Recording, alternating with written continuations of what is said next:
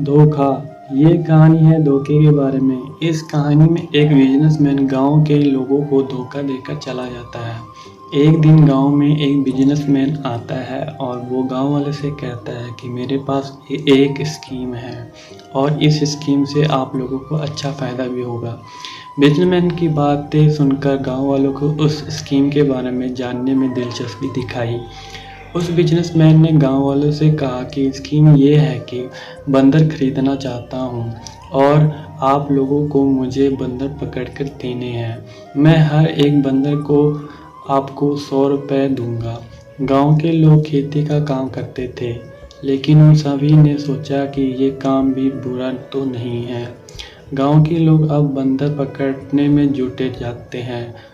कोई एक बंदर पकड़ कर लाता है, तो कोई 2 बंदर पकड़ कर लाता है, तो कोई 5 बंदर पकड़ कर लाता है। बंदरों के हिसाब से उस बिजनेसमैन ने गांव के लोगों का पेमेंट दे दिया।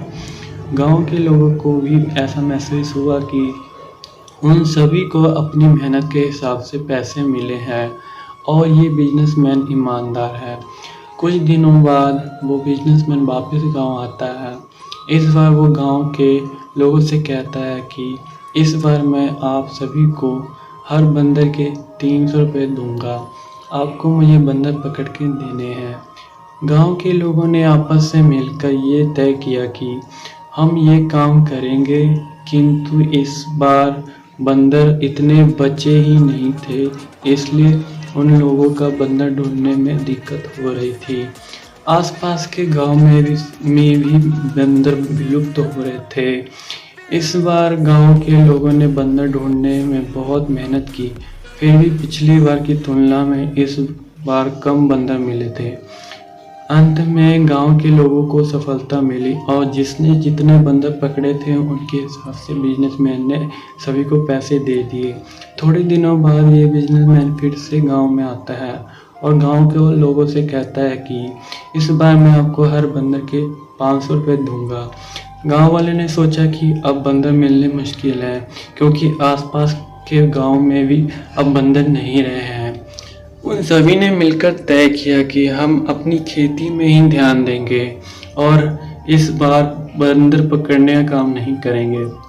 सभी ने इस बार बिजनेसमैन को मना कर दिया और कहा कि हम इस बारे में ये काम करना नहीं चाहते हैं, क्योंकि हमें अपनी खेती में ध्यान देना है।